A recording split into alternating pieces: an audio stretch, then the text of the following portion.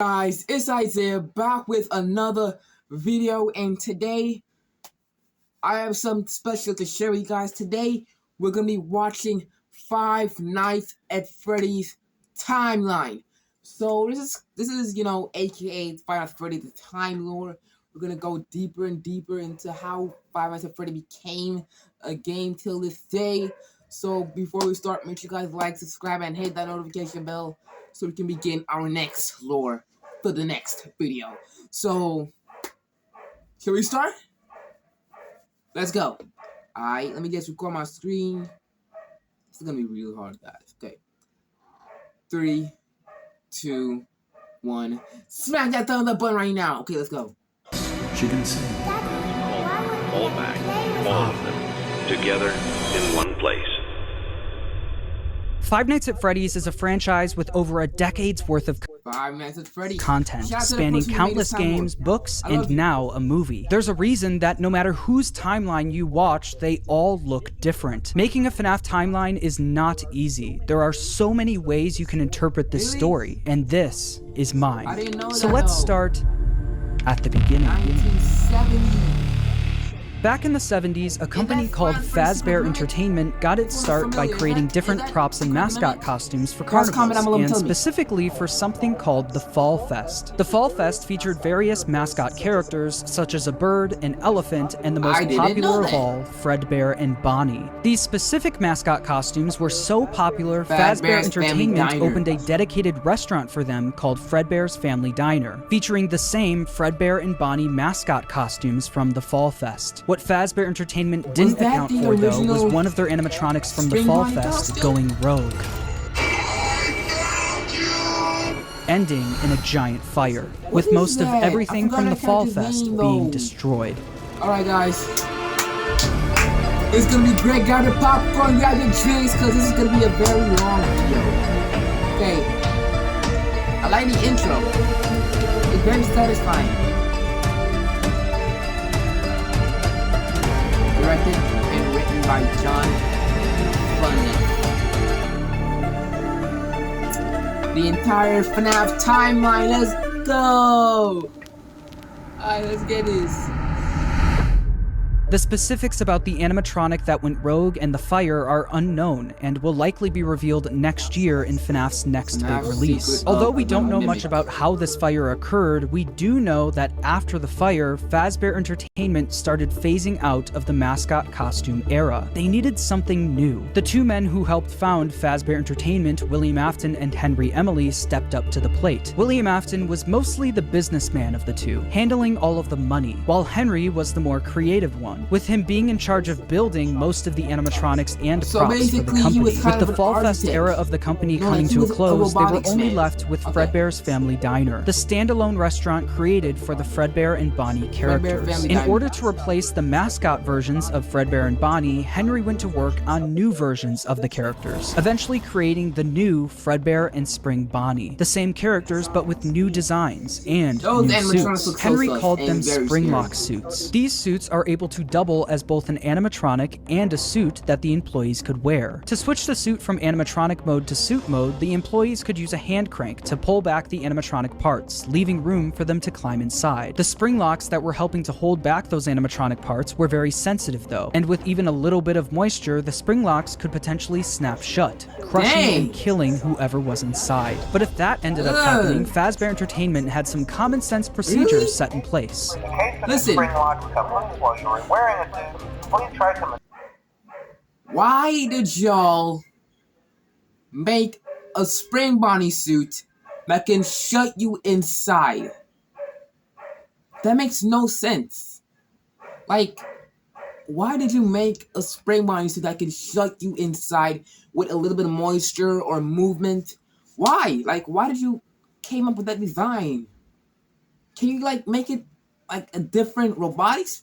Bro, the suit is very, I don't know. That's not a pleasing thing to know. Away from populated areas before bleeding out.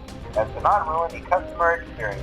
Fredbear's Family Diner ended up being super successful for William and Henry, so much so that other companies tried replicating it. Another company proceeded to rip off Fazbear Entertainment's old Wait.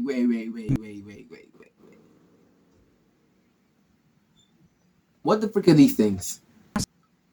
What the frick are these things, bro? mascot.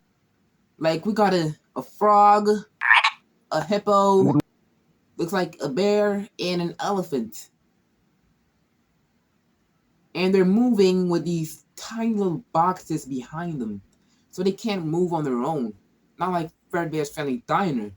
Characters by creating their own animatronic versions of them. The leader of the group was Ned Bear, a direct copy of Fredbear, followed by a hippo, an elephant, and a frog. All characters from the Fall Fest, and all with slightly different designs to avoid copyright issues. But while the rival company was able to replicate the designs, they could not replicate Henry's state-of-the-art technology. Their robots were poorly made, and had to have giant batteries with exposed wires on stage with them. Naturally, the rival company failed and ended up being bought out by Fazbear Entertainment. With all of the success from Fredbear's Family Diner, William and Henry decided to branch out and create more characters for a new restaurant. In 1983, William and Henry opened Freddy Fazbear's Pizza, featuring Freddy Fazbear, Bonnie, Chica, and Foxy. With the opening of Freddy Fazbear's Pizza, Fazbear Entertainment was experiencing success like they've never seen before. But with two restaurants now open at the same time, more success also meant more work for William and Henry. The duo were so wrapped up in work that they started neglecting their own families. William was the father of 3 kids, the eldest, Michael, the crying child, and Elizabeth. The crying child has yet to have a 100% confirmed name, so for this video, he will just be called the crying child. Meanwhile, Henry had 1 kid, a daughter named Charlie. The business partners spent most of their days working, so they both created different ways of taking care of their kids. Henry was the robotics genius, so he used his talents to create a new animatronic to watch Charlie for him. It was called the security puppet. This animatronic would sit by the door of Freddy Fazbear's Pizza and make sure that Charlie wasn't able to leave the building. This made it so Charlie could play at the restaurant while Henry worked, without Henry having to worry about her leaving the building or getting kidnapped. The robot was linked directly to a green bracelet that Charlie was wearing. If Charlie, wearing the green bracelet, tried You don't want your child to leave the building and you don't know that.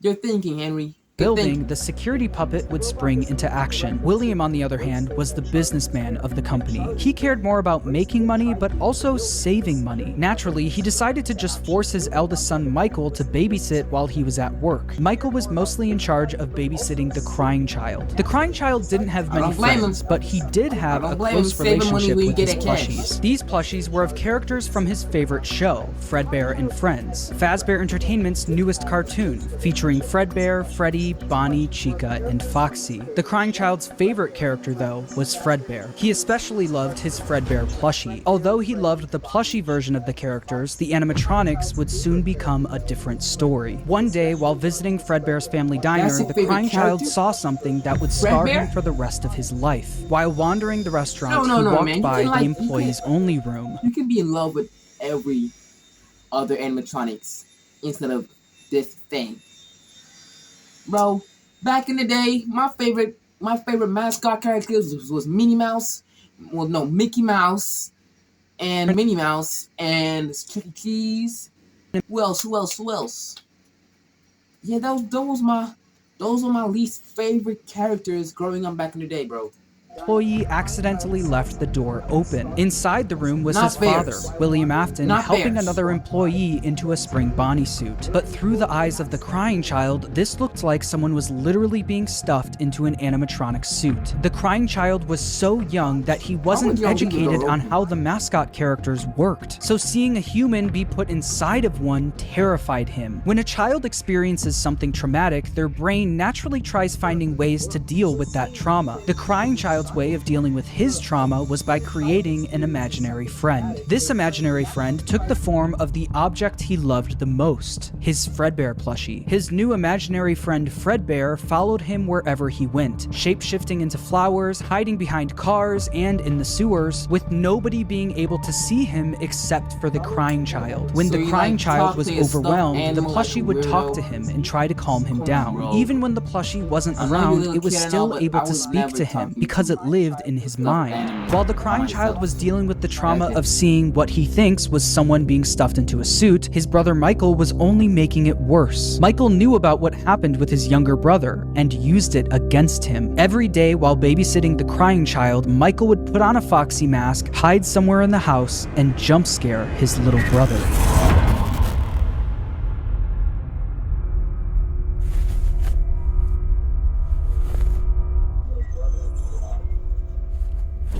It doesn't sound like a way to babysit your own sibling, bro.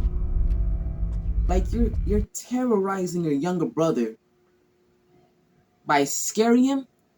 Come on, bro. That's like bullying, bro. I don't like bullying.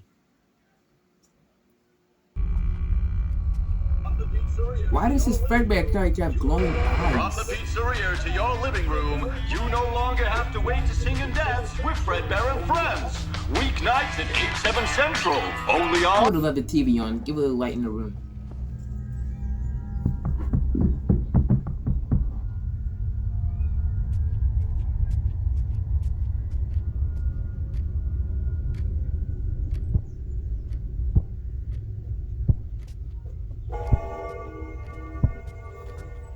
That is a loud clock.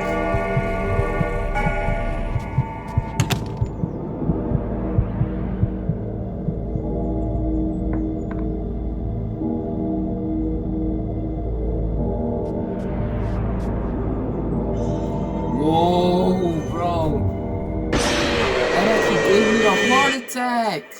Through all of Michael's bullying, the crying child's imaginary friend Fredbear would comfort him and talk him through the situation, saying, "You know he is hiding again. Be careful. Tomorrow is another day." Michael wasn't the only one bullying the crying child, though. The local kids in the neighborhood heard about why the crying child was so scared of the pizzeria, even making up fake rumors related to what the crying child thought he saw there. You'd better watch out. I hear they come to life at night, and if you die, they hide your body and never tell anyone. But all of this bullying would come to a head on one special day, the crying child's birthday. Ironically, his birthday party was being held at Fredbear's family diner. Because he was so terrified of being at the pizzeria, he hid under the table, not knowing that Michael and his friends were nearby, planning a prank that would go terribly wrong.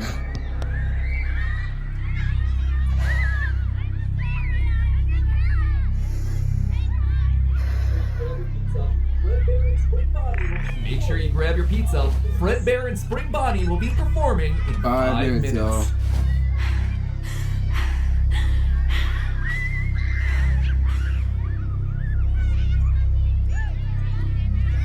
Ugh. Oh my gosh. Oh my gosh.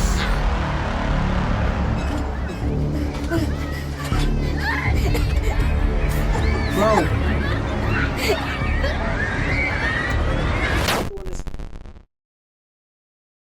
Michael and his friends lifted the crying child up to, quote, give Fredbear a big kiss, and Fredbear bit down on him. Bro. How stupid are you guys? Like, the older brother Michael should stop this, bro. Like, you are terrorizing your younger brother. That is, bro, you're gonna scare your brother for life, bro. You're gonna give him a death scare. Bro, you gotta go to prison, man. Like, you literally killed your his own body brother, to go man. limp. Michael and his friends quickly stopped laughing. Because of Michael's immature behavior, his terrified younger brother paid the ultimate price. Although the crying child was badly hurt, he didn't immediately die. Because of the immense brain damage, he slipped into a coma. After being treated at a hospital, the crying child was taken home so he could be comfortable, surrounded by his only friends, his plushies. In the crying child's final moments, Michael decides to apologize for what he's done, saying, "Can you hear me? I don't know if you can hear me.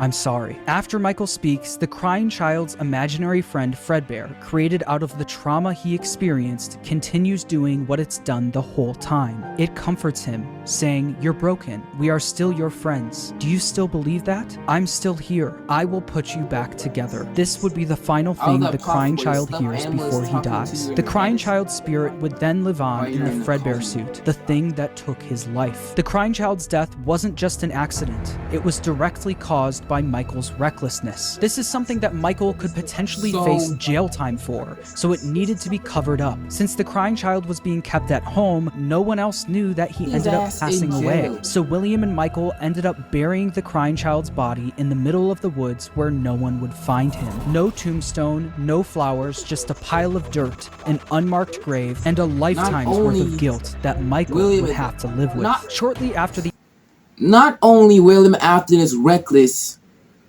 but you're gonna bury your own son in the back of your yard and not tell anybody about his disappearance? Bro, y'all are very immature. quickly shut down, and Fredbear was completely wiped from existence. The Fredbear and Friends TV show turned into Freddy and Friends on tour. The Fredbear and Spring Bonnie Springlock suits also ended up being moved into the back room of Freddy Fazbear's Pizza, mainly being used as spare suits if one of the Freddy's animatronics broke down. The death of William Afton's youngest son was a pivotal moment in this story, specifically William Afton's story. This was the first domino to fall. A father losing his son is a traumatic situation, and while any other father would take time to grieve, be sad, and properly deal with such a big loss, William Afton took a different route. Afton definitely was upset about his son dying, but it wasn't because he felt bad for his son, it was because it was embarrassing to him. William Afton was a narcissist. He had little to no empathy. All he cared about was work and comparing himself to his business partner, Henry. Henry had a wife, a kid, and a talent for robotics that Afton was utterly jealous of. The death of the crying child sent Afton over the edge because while Henry's family was still perfect, his was now broken. Henry and William had different ways of taking care of their kids, and while Afton employing his eldest son failed, Henry's security puppet succeeded. Henry's daughter Charlie lived on. Afton had a hard time dealing with this feeling of embarrassment. He started becoming an alcoholic, frequently visiting the local bar. It's not your fault that your son died due to your older son's reckless behavior. You don't have to, act like a jerk just to compare yourself to the other person. A hard time dealing with this. One night, though, after drinking a little too much and getting kicked out of the bar, he decided that he was going to settle the score with Henry. Afton, drunk and filled with rage, drove from the bar to Freddy Fazbear's Pizza, where he knew Charlie was being watched over by Henry's security puppet. Afton planned on risking everything to kill Henry's daughter, Charlie. He didn't care if he got caught, and he didn't care if he went to prison. Kill your own business partner's daughter? He noticed that Charlie was standing outside by herself. It turned out that some bullies were able to trap the security puppet in its box and lock Charlie outside the building, giving Afton the perfect opportunity to kill Charlie outside of the pizzeria. The security puppet was eventually able to escape its box and went looking for Charlie. As Afton sped away, the puppet noticed that Charlie was outside in the pouring rain. It then did what it was programmed to do and went to protect her. But as the puppet got closer to Charlie's body, the rain started making it short circuit. It was forced to crawl its way over to her until the rain got to be too much, and the puppet shut down right next to Charlie's body. While Charlie and the puppet lay lifeless next to each other, Afton was speeding home, driving right past where he buried his son and the bar he got kicked out of. When Afton got home, he was met with his wife sitting in the living room watching TV, and Michael in his bedroom. Afton was a drunk and abusive father, and fully blamed Michael for what happened to his youngest son. Mrs. Afton tells him to leave Michael alone because he's had a tough day. Dang right, he was abusive. He didn't care about his children. He goes over to Michael's room. He didn't care about his son dying. Well, he did care about him, but why did you bury your son in the backyard, man? Like, can't you afford a tombstone? Like, you're literally running a business. Don't you want your son to die in a peaceful place? and pounds on the door, only for the door to be locked. He then makes his way around the house to try and find a way in from the outside. But once he gets to Michael's bedroom window, he notices that it's broken, and Michael was gone. Michael was so upset by what he did to his brother that he would sometimes see visions of Fredbear appear and disappear. Tonight, Fredbear appeared did a lot of outside his damage? bedroom window, and it almost Bro, felt there's like something his called a brother door. was calling out to him from beyond the grave. This would happen frequently, and every time it did, Michael would run to the spot where they buried his younger brother, only to find that nothing had changed. His younger brother was still gone and buried in the ground. Afton knew Michael did this often, saying, "Ran off to that place again. He will be sorry when he gets back." The guilt of killing his younger brother haunted Michael in his real life, but also in his dreams. Michael would constantly have nightmares about the animatronic that took his brother's life. These Damn were right, the she's so exact guilty. same You nightmares killed his your own younger brother for used no to have reason. every night, now passed on to him.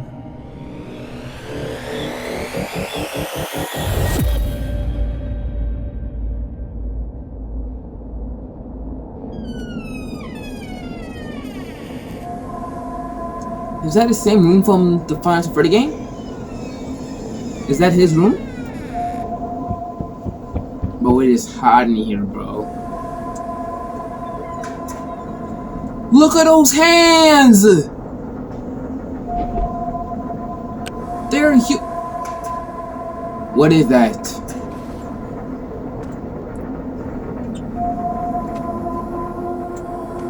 They ask you how you are, you just have to say that you're fine when you're not.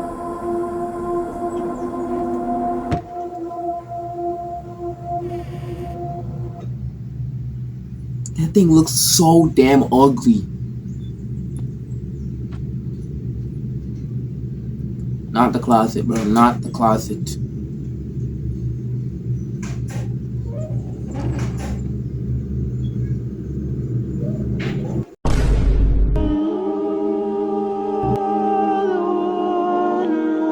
Gosh, bro. That's your nightmare? After the death of Charlie, Fazbear Dang. Entertainment tried their best at covering it up. My Fortunately nightmare for is looking them under the and bed. for William, the crime was committed outside, where no one was around to witness it. William was able to get away with everything, while Fazbear Entertainment never spoke of the incident again. The security puppet was quickly moved to the back room of Freddy Fazbear's Pizza, where the retired Fredbear and Spring Bonnie suits resided. But something was the different tears. about the security puppet. Dark tears now appeared on the mask of the animatronic. Dark tears that weren't there before. This is something that Oh.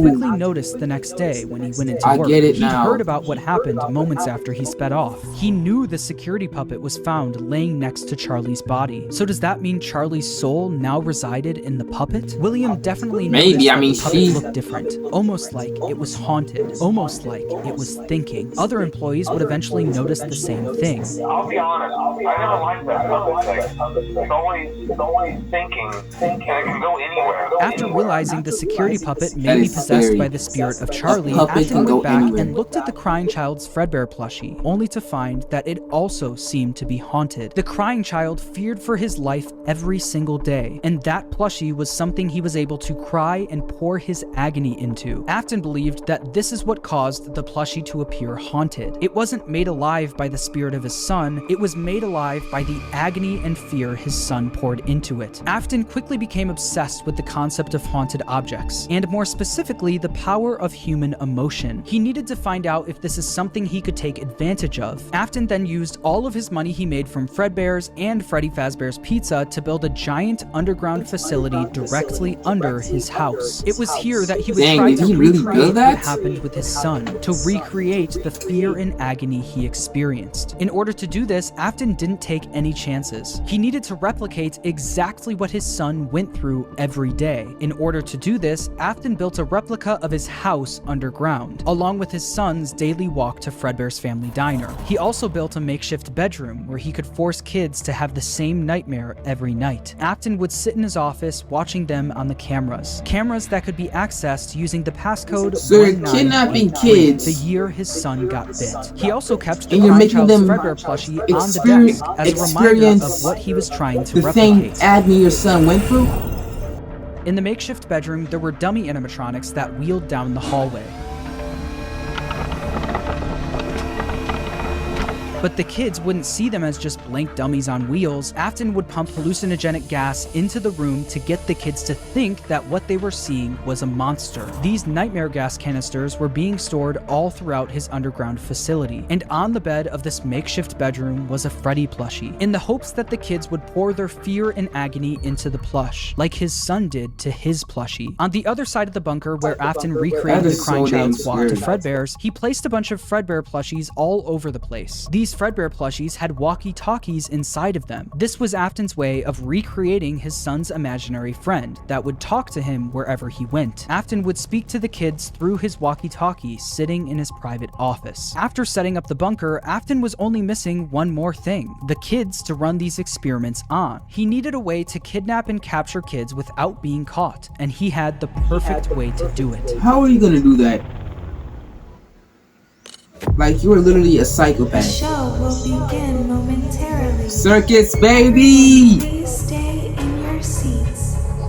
Enter Circus Baby and the Funtime animatronics. These robots were specifically built by Afton to capture kids, featuring Circus Baby, Funtime Freddy, Funtime Foxy, and Ballora. They feature advanced technology such as parental tracking, voice mimicking / luring, and storage tanks. Circus Baby, the star of the group, was even able to make ice cream as a way to lure kids to her. Once the kid got too close, a giant claw would reach out, grab them, and lock them in the animatronics storage tank. Some of the board members from Fazbear Entertainment were suspicious of these new animatronics. She can dance. She can sing. She's equipped with a built-in helium tank for inflating balloons right at her fingertips. She can take song requests. She can even dispense ice cream. With all due respect, those aren't the design choices we were curious about, Mr. Afton.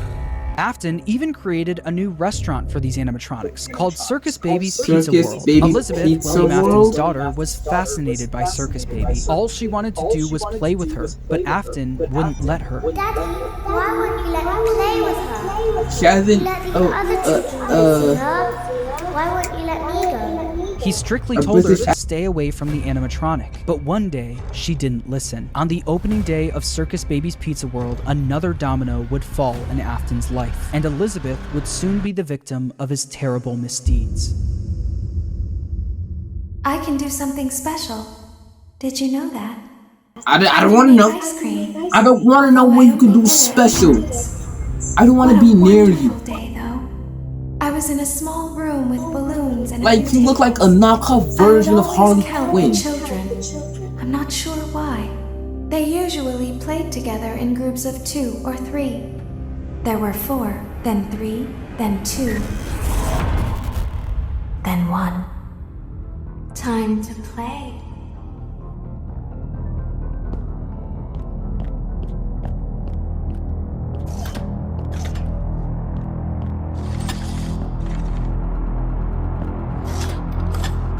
Why did you get near it, bro? Ice cream. Ice cream, give me the ice cream.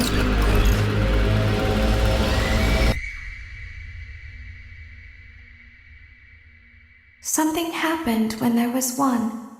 I was no longer myself. There was screaming for a moment, but only for a moment. In an instant, Elizabeth was grabbed by Circus Baby and thrown into her stomach hatch. The sheer force of her being grabbed and thrown into the robot's storage tank was enough to kill her almost instantly. This is something that William wasn't able to test. That was until his daughter became Why the test. William Afton now lost did he another let one of her his go kids, near but it? this time it Where was all he when his she fault. got trapped After just in that one thing? day of being open, Circus Baby's Pizza World was shut down. Afton covered up the incident by telling the public that the restaurant shut down due to gas leaks. But not everyone bought that story. The local newspaper wrote about the incident, saying, in other news, the grand opening of Circus Baby's Pizza World has apparently been canceled due to reported gas leaks in the building. Sources close to the establishment questioned the report, saying that strange activity around the area at night suggests something else is to blame. One local is quoted as saying, "Everything just stopped. There was so much excitement built around this place opening, and then they just stopped talking about it." A tenant from across the street claims to have witnessed a large group of cars surrounding the building during the night, and large pieces of equipment being taken out of the building under tarps. A few weeks later, the building was for sale. There is no comment yet from the local entrepreneur who financed the venture. That local entrepreneur, William Afton, successfully covered up everything. He was able to bring Circus Baby and the Funtime animatronics back down into his bunker, but once he got them there, he noticed something was different about Circus Baby. One distinct feature about Circus Baby was her blue eyes, but what once was blue eyes now were green, the same color as Elizabeth's. In that moment, he knew that his daughter's soul attached itself to the robot. Her soul lived on in Circus Baby. Afton knew that the way Charlie went on to possess the puppet was sloppy, and it was hard to recreate without getting caught. But what if the kids' bodies were hidden where no one would ever look?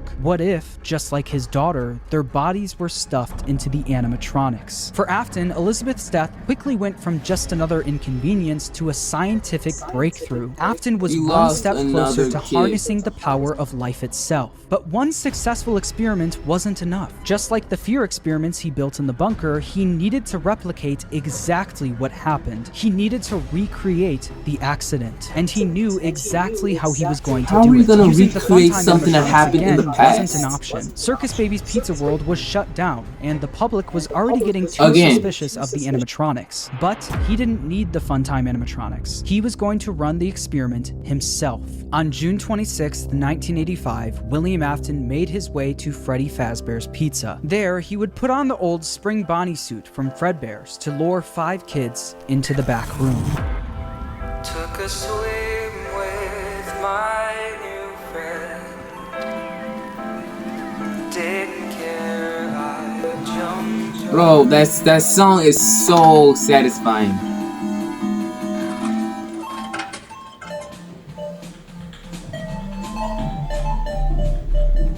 What is that? Hello. Looking for a friend? The water's clear, come swim with me.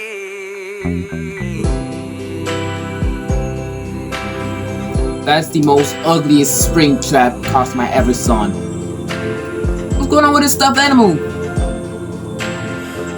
What's going on with those animatronics?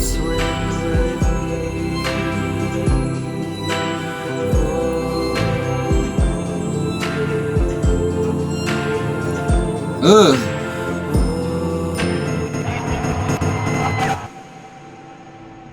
One by one, Afton killed them and stuffed their bodies into the animatronics. Susie was first, being stuffed into Chica. Gabriel went into Freddy, Jeremy into Bonnie, Fritz into Foxy, and then there was Cassidy, who went into Fredbear, aka Golden Freddy. At this point, Afton had no idea that the crying child spirit was in Golden Freddy, so he didn't think twice about shoving Cassidy in there. The way Afton killed Cassidy, though, was different from the rest. Freddy, Bonnie, Chica, and Foxy were just regular animatronics.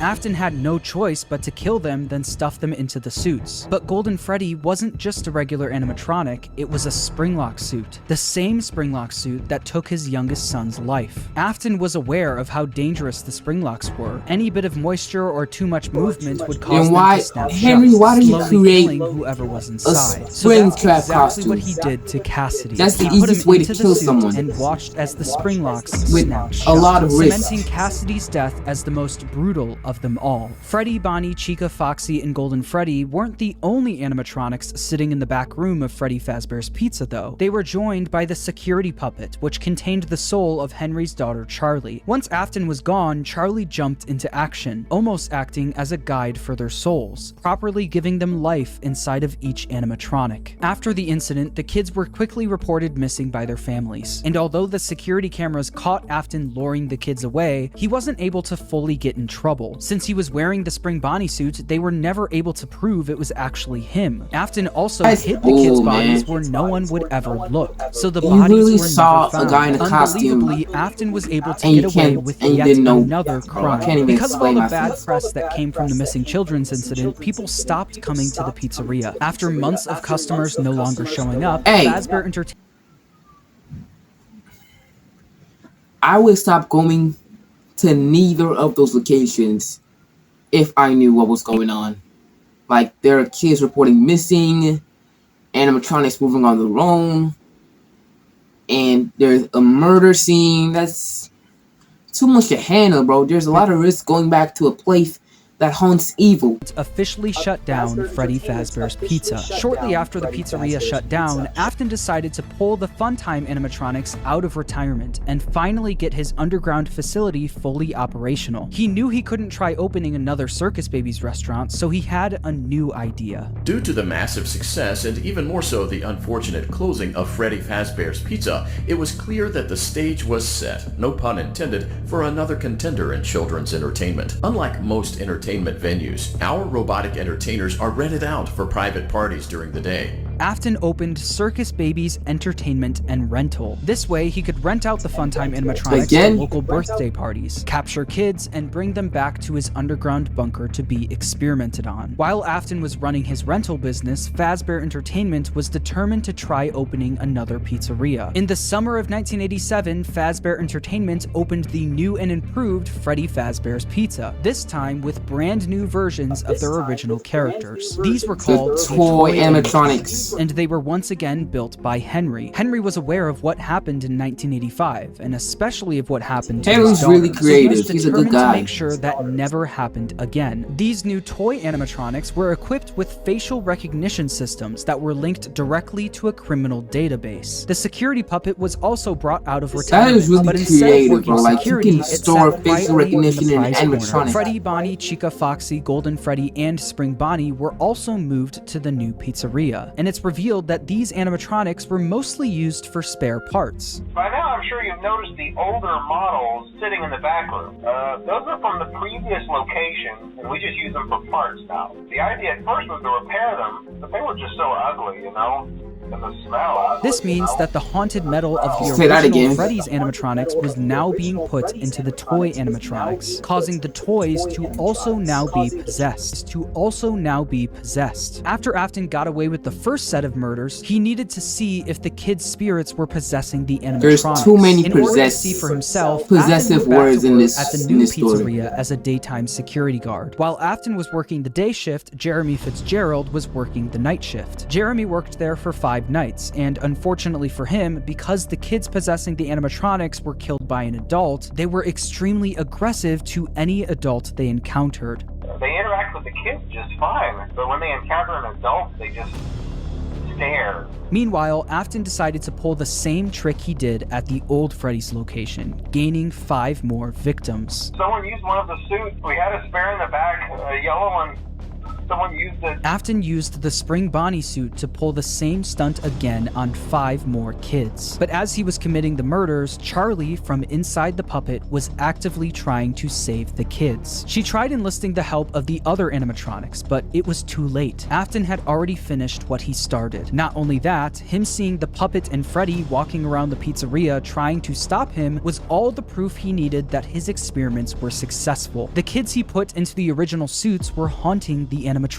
But there was one problem. Afton knew that the haunted metal of the endoskeletons was the key to everything, but the animatronics were trapped at the pizzeria. There was no way he could bring them back to his underground bunker. He couldn't get to the animatronics if the pizzeria was still open and active, so he needed to find a way to make sure the pizzeria shuts down and fast. Instead of stuffing the new set of victims into the toy animatronics, he decided to leave the kids out in plain sight, scattered throughout the pizzeria. This was a guaranteed way to get the pizzeria shut down. A few hours after Afton committed the murders, Jeremy Fitzgerald showed up for his night shift, unaware of what happened that day. Hello.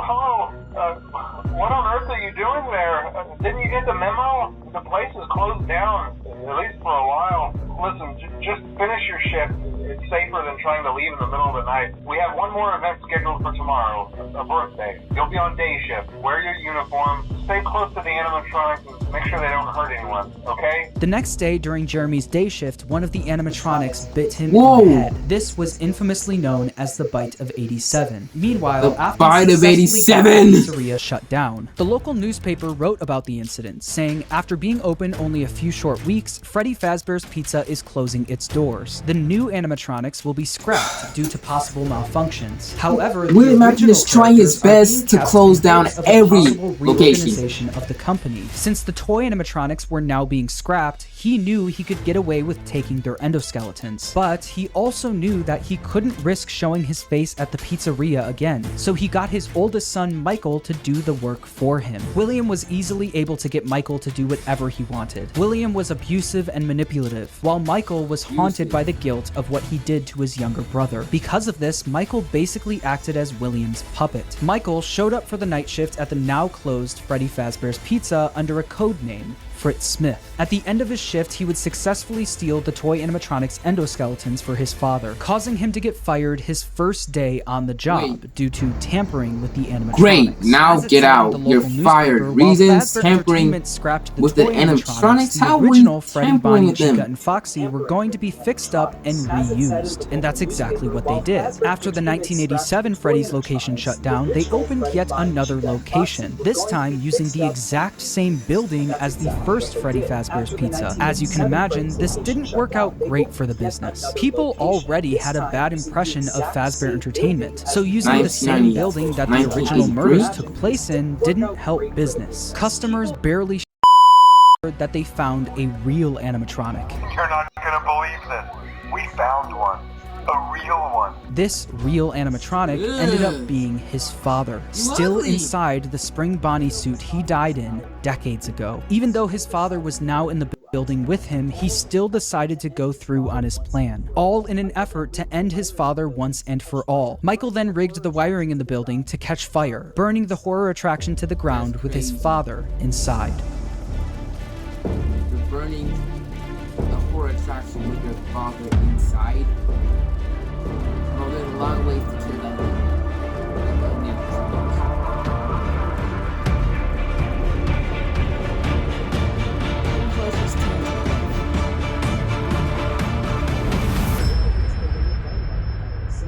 The local newspaper would write about the fire, saying a new local attraction based on an ancient pizzeria chain burned down overnight. Authorities have not ruled out foul play, but at the moment it seems to have been caused by faulty wiring. Although the fire destroyed most of everything in the building, William, miraculously, was able to survive. William was now free, roaming the outside world along with the souls of the missing children, Elizabeth, and Charlie inside the puppet. Since Michael wasn't able to end everything, someone else needed to step in. That someone was Henry Emily. Afton's old business partner and father of Charlie heard about the fire at Fazbear's Fright, along with the rumors of the various animatronic creatures now roaming the streets. Henry was determined to put an end to all of this. It's only now that I understand the depth of the depravity of this creature, this monster that I unwillingly helped to create. As if what he had already done wasn't enough, he found a new way to desecrate, to humiliate, to destroy. As if the suffering wasn't enough, the loss of innocence, the loss of everything to so many people. Small souls trapped in prisons of my making, now set to new purpose, and used in ways I never thought imaginable. He lured them all back to a familiar place, back with familiar tricks. He brought them all together. Are they still aware? I hope not. It keeps me awake at night. I could make myself sleep, but not yet. Not until I undo what he has done and heal this wound. A wound first inflicted on me, but then one that I let bleed out to cause all of this. He set some kind of trap. I don't know what it was, but he led them there again. He overpowered them again, and he robbed them of the only thing that they had again. I don't know how those tiny breaths of life came to inhabit those machines, but they will never find rest now, not like this. I have to call them all back, all of them, together in one place. By gathering all of the animatronics in one place and locking them in the same room, he would be able to burn them all to the ground for good, effectively freeing their spirits in the process. In order to do this, Henry created a new restaurant called Freddy Fazbear's Pizza Place. He knew that the spirits and William couldn't resist coming back to a new location, even if it was all just a trap. Charlie was different though. She was smarter than the rest, so Henry knew she wouldn't be as easily fooled. So he created an animatronic called Lefty, standing for lure, encapsulate, fuse, transport, and extract, specifically to capture the puppet and bring it to the pizzeria. While trying to find someone that would help him carry out his plan, one person showed up for the job, a person who was also determined to finally end all of this, Michael Afton. Day after day, the animatronics roaming the streets would show up in the alleyway next to the pizzeria. Baby, aka Elizabeth, the souls of the missing children and the crying child, now appearing as Molten Freddy, Charlie and Lefty, and his father, William, all showed up in the back alley. Michael would then collect each animatronic and throw them into a facility under the pizzeria, designed to be a maze with no exit, where the animatronics would roam around without even knowing they're trapped, until the end of the week, where they would all be burned to the ground. With all of the souls, including William himself, now in one place, Henry's plan was in motion. As far as Elizabeth and William were concerned, this was a good thing. All of this remnant now in one place was all that they wanted, until Henry stepped in. You played right into our hands. Did you really think that this job just fell out of the sky for you? No. This was a gift for us. You gathered them all together in one place, just like he asked you to. All of those little souls in one place, just for us. A gift. Now we can do what we were created to do and be complete. I will make you proud, Daddy. Those green Watch. eyes. Listen. And be full. Connection terminated. I'm sorry to interrupt you, Elizabeth, if you still even remember that name. But I'm afraid you've been misinformed. You are not here to receive a gift, nor have you been called here by the individual you assume, although you have indeed been called. You have all been called here, into a labyrinth of sounds and smells, misdirection, and misfortune. A labyrinth with no exit, a maze with no prize. You don't even realize that you are trapped. Your lust for blood has driven you in endless circles, chasing the cries of children in some unseen chamber, always seeming so near, yet somehow out of reach. But you will never find them. None of you will. This is where your story ends. And to you, my brave volunteer, who somehow found this job listing not intended for you. Although there was a way out planned for you, I have a feeling that's not what you want. I have a feeling that you are right where you want to be. I am remaining as well. I am nearby. This place will not be remembered, and the memory of everything that started this can finally begin to fade away, as the agony of every tragedy should. And to you monsters trapped in the corridors, be still, and give up your spirits. They don't belong to you. For most of you, I believe there is peace, and perhaps more, waiting for you after the smoke clears. Although for one of you, the darkest pit of hell has opened to swallow you whole. So don't keep the devil waiting, old friend. My daughter, if you can hear me, I knew you would return as well. It's in your nature to protect the innocent. I'm sorry that on that day, the day you were shut out and left to die, no one was there to lift you up into their arms, the way you lifted others into yours. And then, what became of you? I should have known you wouldn't be content to disappear. Not my daughter. I couldn't save you then, so let me save you now. It's time to rest, for you, and for those you have carried in your arms. This ends, for all of us, in communication.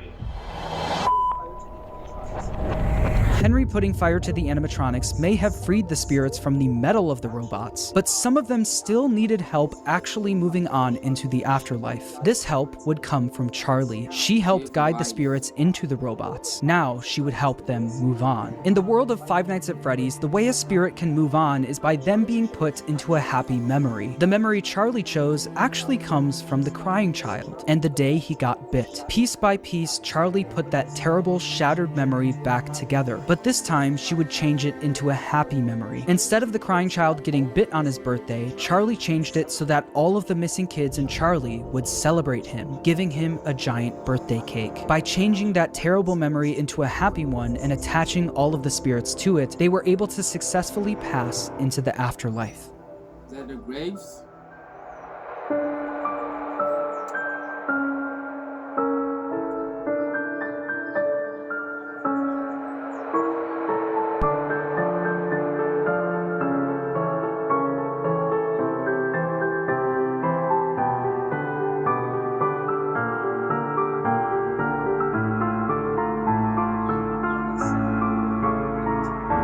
Like I said, they were all able to move on. Except for one.